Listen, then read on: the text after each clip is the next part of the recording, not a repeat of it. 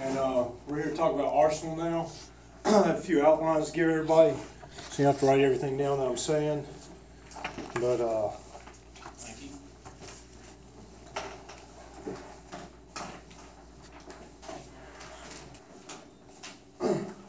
Alright, herbicide I covered was Arsenal. The active ingredient in it is isopropylamine salt. Massifera. A massifera. That ain't exactly the way to say it, but that's what everybody calls it. Okay. If you say a massifera, they know what you're talking about. A massifera. Well, massifera is a pretty common chemical apparently. Its signal word is caution. So, as all of you know what caution consists of, it's basically your safety here that you need to wear a long sleeve shirt, you need to wear long pants, shoes, and as they say on all these labels, socks. I think that's a given, but it's not. And then just over here as a reminder, you can find this on the label of every bottle. This is a gentleman who's out spraying Arsenal. He is using a backpack sprayer. We'll cover the different methods here in a bit.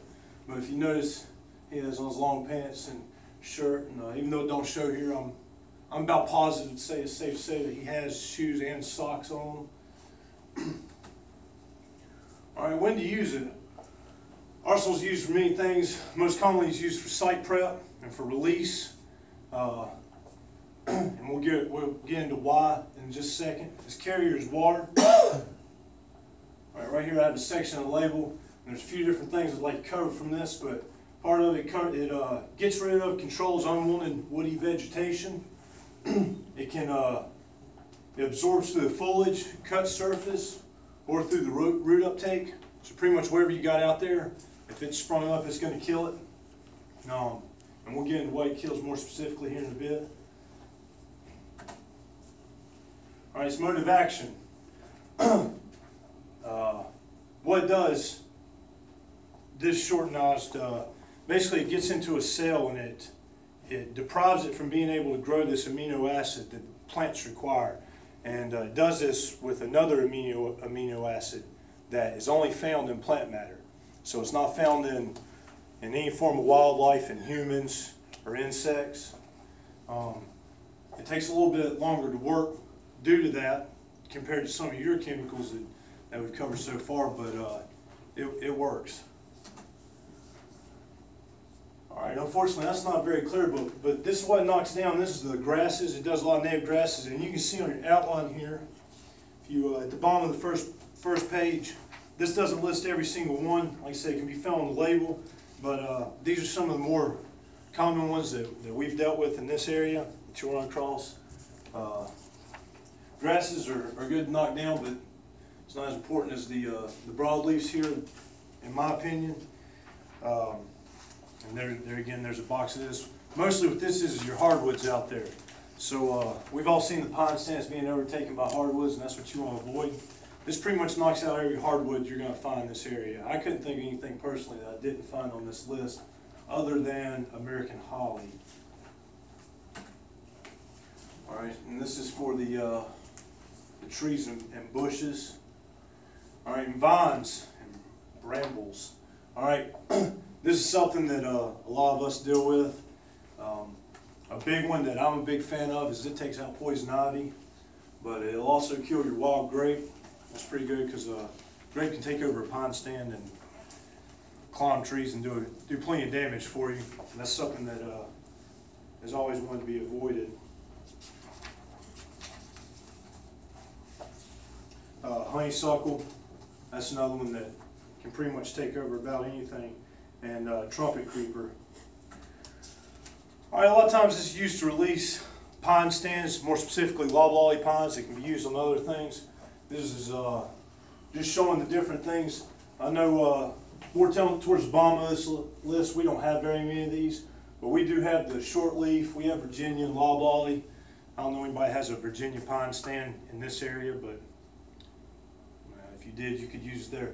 Most commonly, though, it's used on loblolly, which is what's common in this area.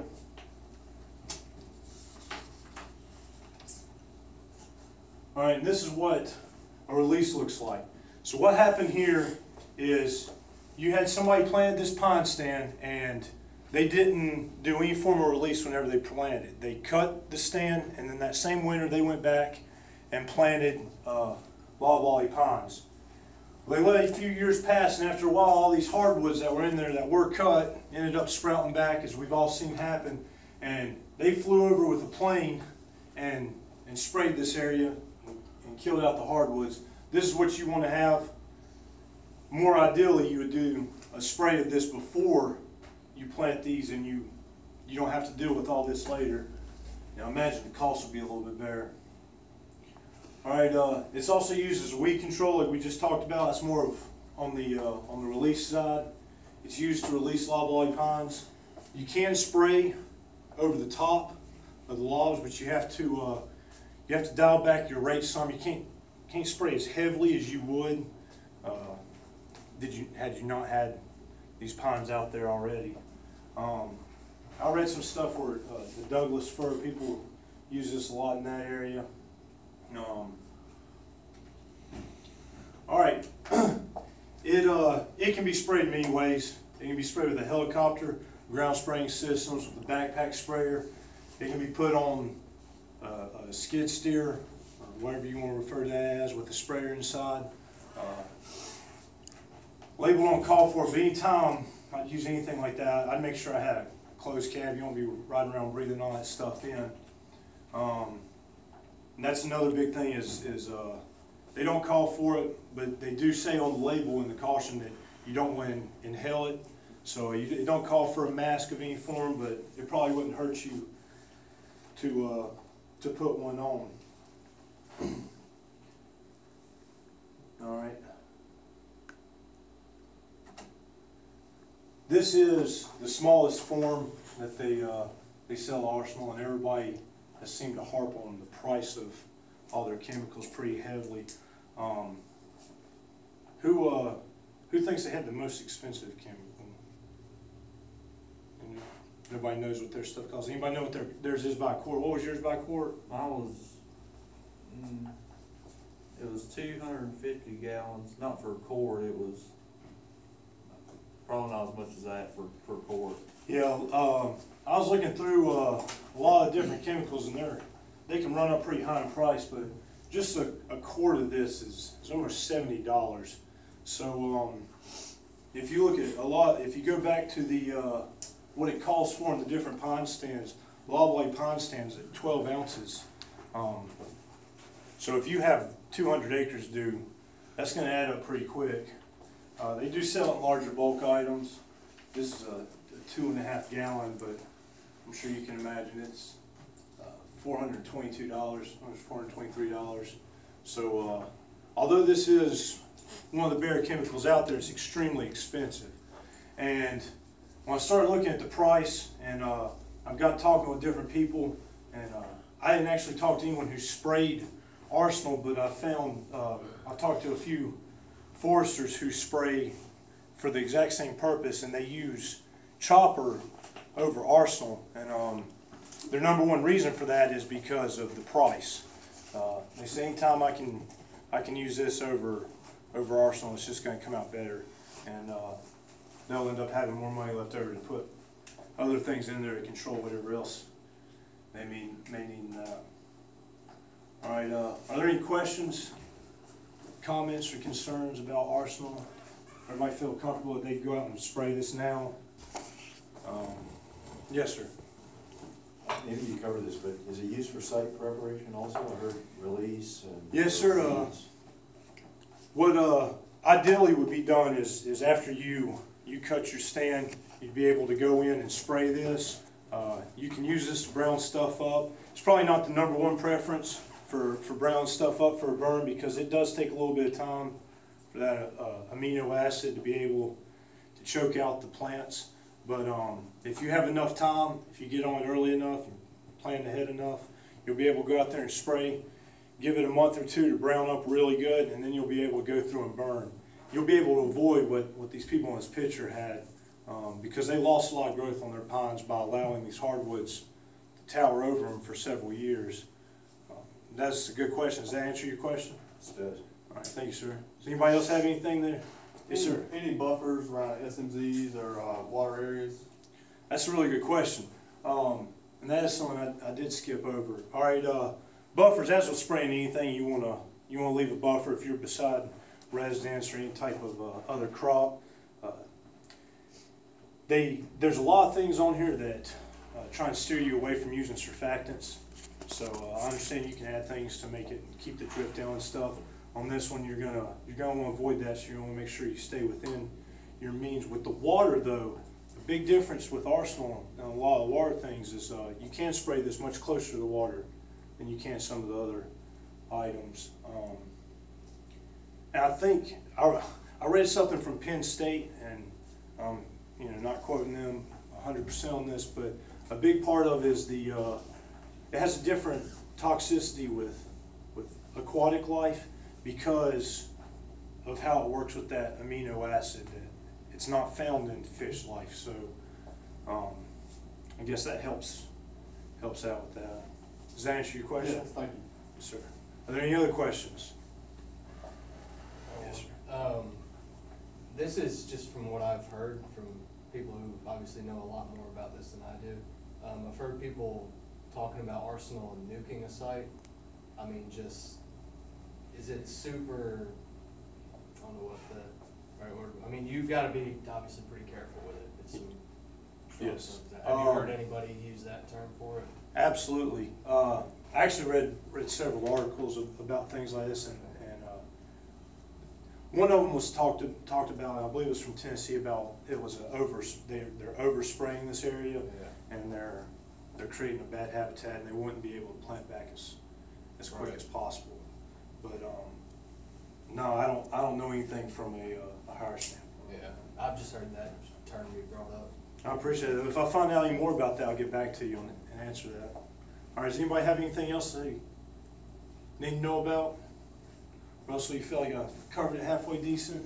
You done a good job. I'm gonna have to add a few things, but some of these questions helped you out. Yes, sir. Y'all were teetering on some things that I need you to know. Okay? Yes, sir.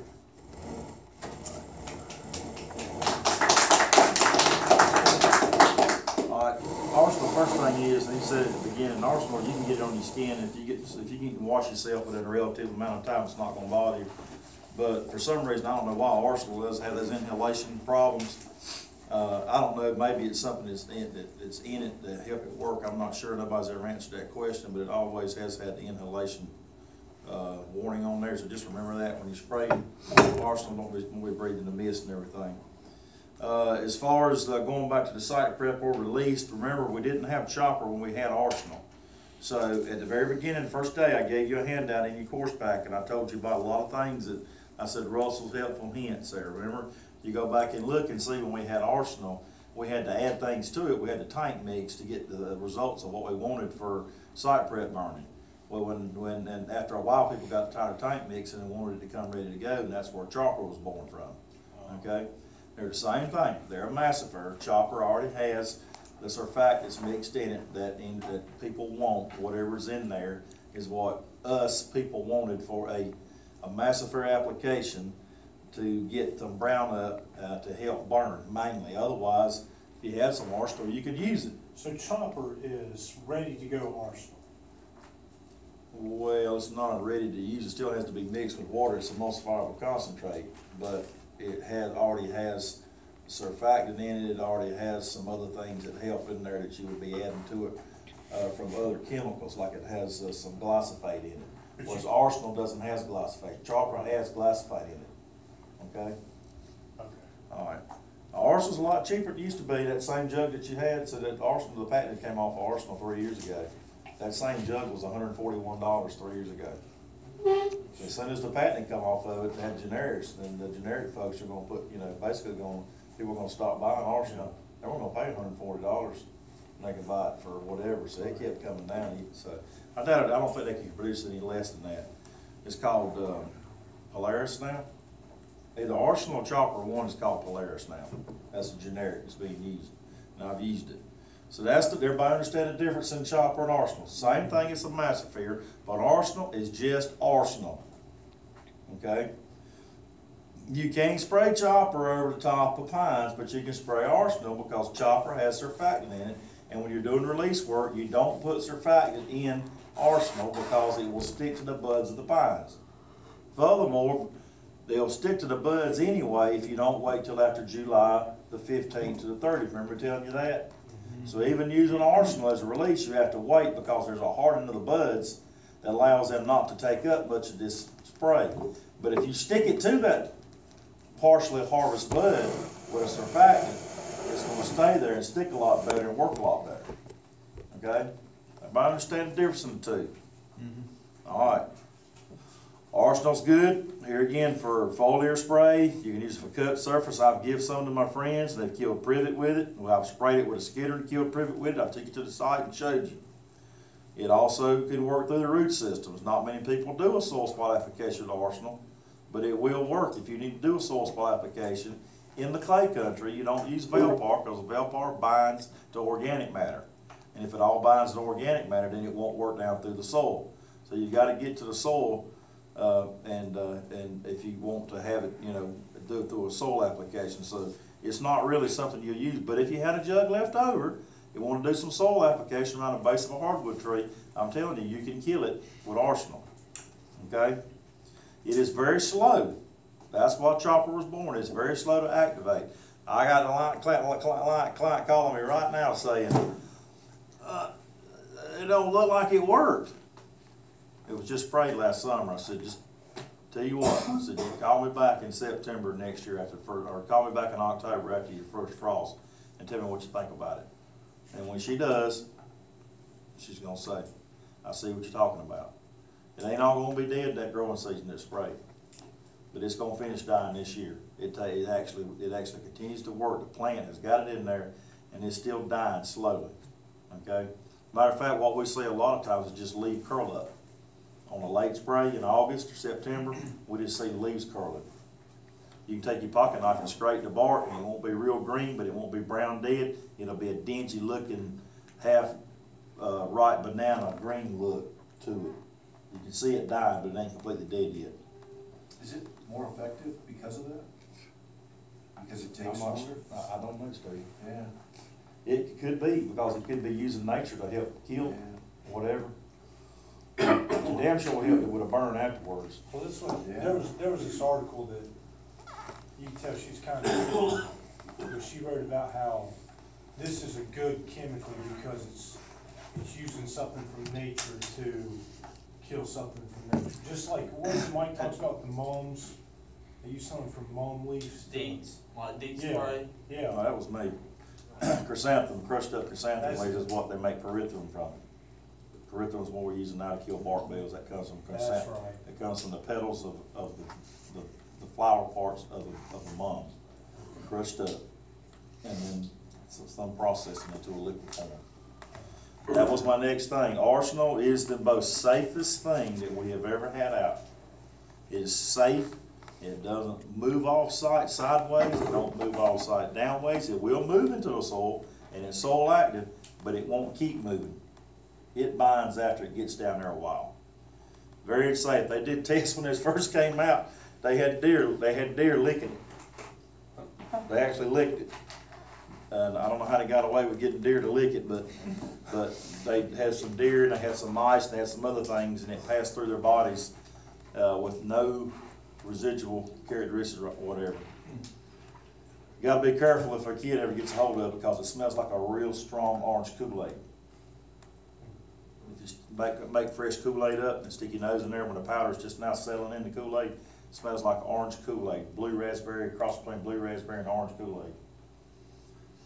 Okay, it is one chemical, we've already mentioned a few, but it is one chemical that can be used in wet areas when in a dry state. Those intertidal areas, marshes and stuff like that, if they're dry, it can be used legally.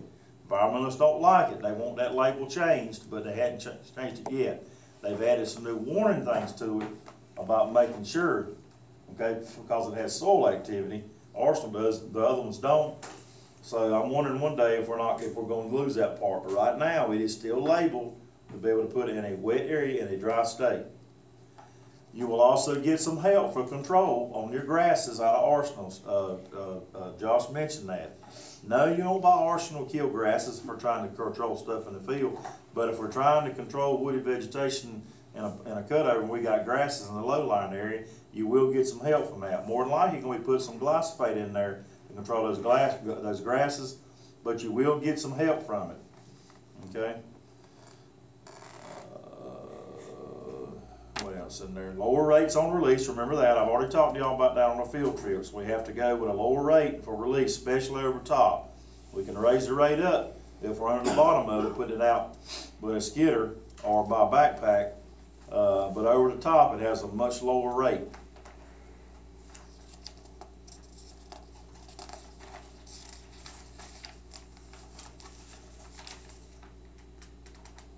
I think that pretty much covered Arsenal. What I need you to know.